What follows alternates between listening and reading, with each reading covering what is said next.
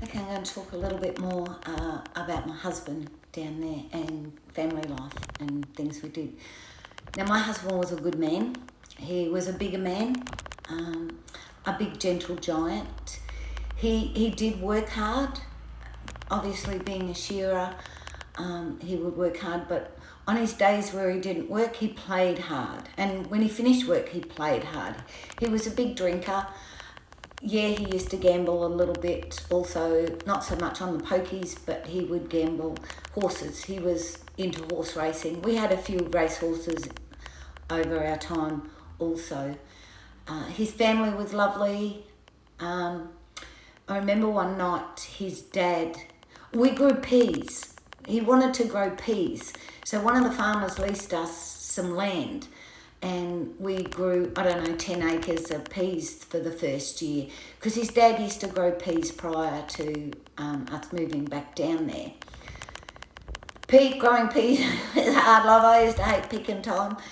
For the first few crop that we picked to save money, yes, I'd go out in the pea paddock and I'd pick peas. You'd be there before the sun had come up to get the peas because you'd have to get them while they were still moist and the sun didn't hit them and they'd dry out.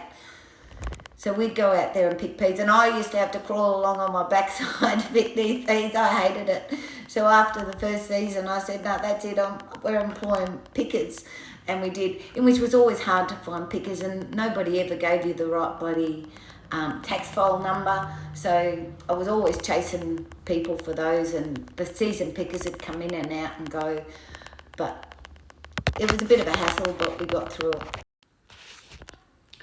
I think we grew peas for about 3 years, and from the first year, the money that we made, we reinvested that and grew a bigger crop of peas again.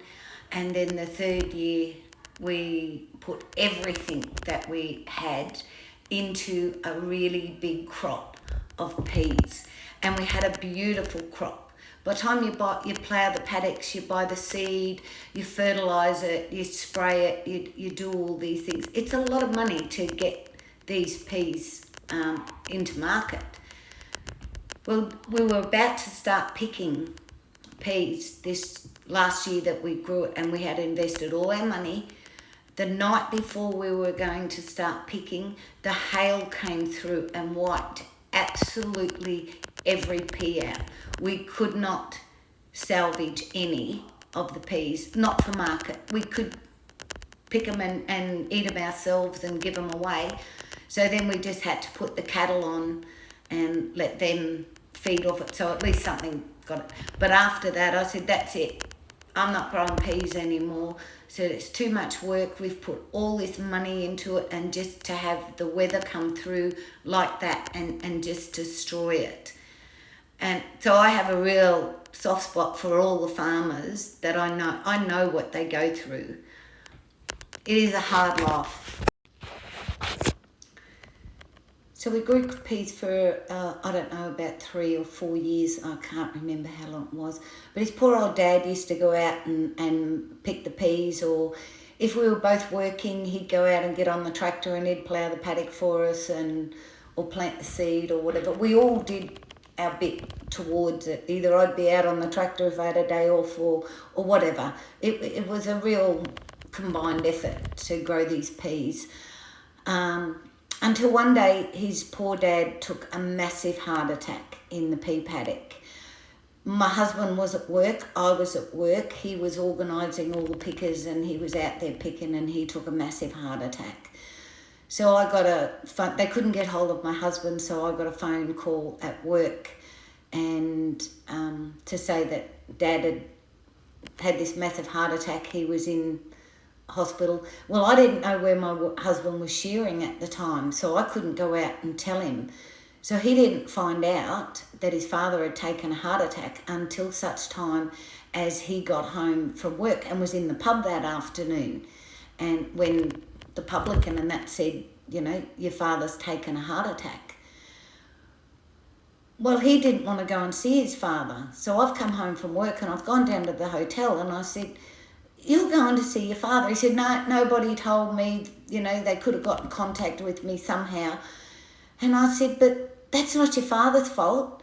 put that beer down, get home, get changed, and we're going in to see Dad. And I dragged him in there and made him go and see his father. His father was a lovely man. His father was in hospital for a little bit of time getting over this heart attack. He ended up being then on warfarin, so he had to be very careful with cutting himself. And one morning, really early in the morning, I think it was about 4 o'clock, we got this phone call from his wife, my husband's mum, saying that Dad had tripped over the cat and his face went straight through the old-fashioned ripple glass doors, and that was the only hole in this glass. And she said, he's bleeding to death. So my husband and I jumped out of bed in the ute, straight down the road, over the gully and down this hill, which wasn't a road, to get to the house within a very short amount of time.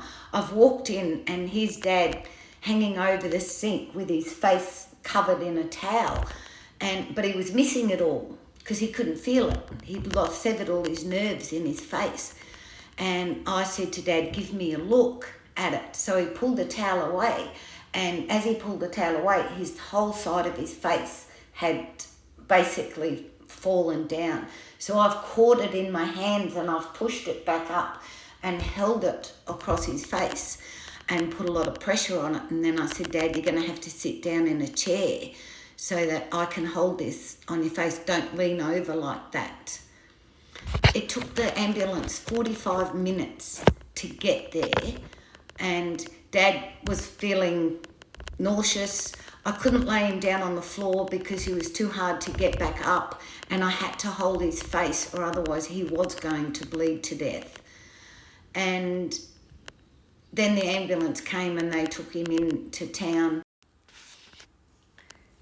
The plastic surgeons were waiting for him when he got there in town, and we followed the ambulance. We got cleaned up and we followed the ambulance in. He did survive. He was fine. He lived for quite a few years after that. But on our way into town to visit him in the hospital, we called in to his sister's place to let her know. Now, my husband went in to see his auntie. I sat in the car. And this really weird thing happened to me while I was sitting in the car. This little blue wren. I had the window open and I was watching this little wren just outside the door when it all of a sudden flew up and basically came in the window of the car in my face and whistled this little song kind of thing, and then turned around and flipped off. It was quite a weird experience. I'd never had a little bird do that, and it was almost something to me that's saying, well done, you did well. So I've always remembered that moment with this little bird.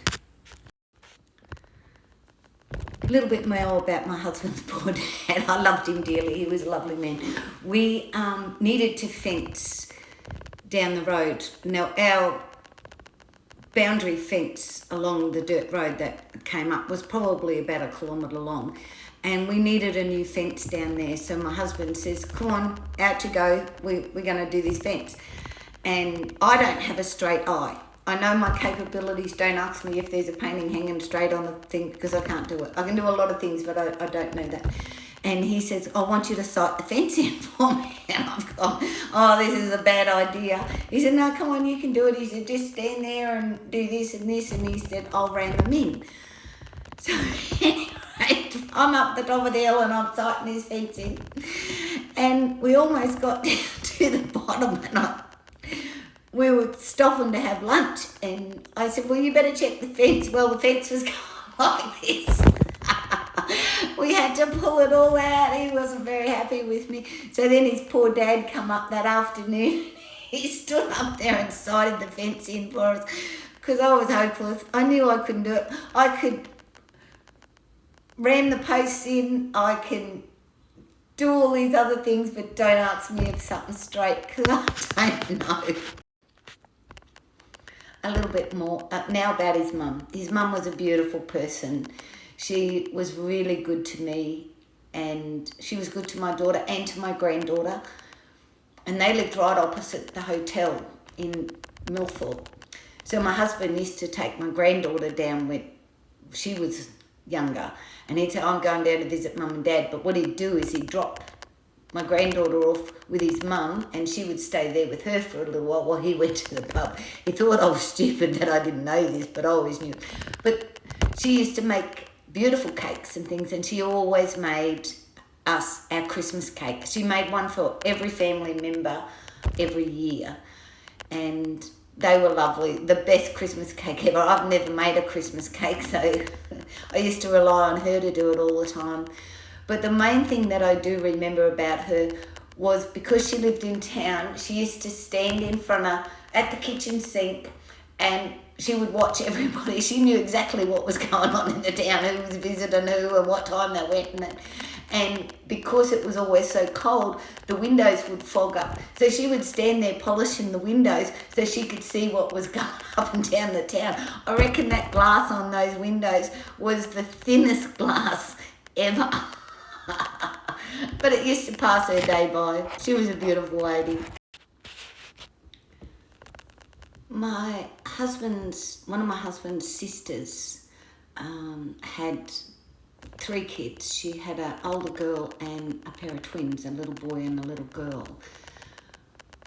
Well, when the little boy was approximately 8 years old, he had all these lumps kind of thing come up in sort of in his glands, and anyway they found out that he had cancer, and it was all through his body, and the poor little bugger fought for a couple of years. He ended up passing away when he was 11 years of age, in which absolutely devastated all of us. It was a really hard thing for us all to watch this little boy deteriorate, and he had a really good outlook on life. He ended up wanting jokes. He knew he was going to pass away, so he had different people picked out that he wanted to tell certain jokes at his funeral, and which was quite funny. A couple of them weren't really allowed to be told, but the others were,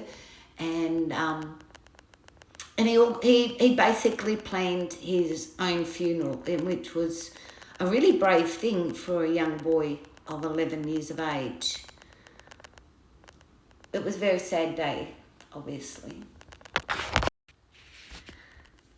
As time went on and we knew that this little one wasn't going to survive, his parents didn't have a great deal of money or anything, so myself and a couple of friends, we all got together and did a big charity day for him, because it was a very small community. Basically everybody knew him. They knew what the family was going through. So we got together and we did this big charity day, and we held an auction, a lot of raffles and different things. And we ended up actually raising, on the day, $25,000 to help with some expenses for this little one, and also to give him his last wish. We sent him on a holiday, and the family went on a holiday, and it actually helped pay for his funeral as well.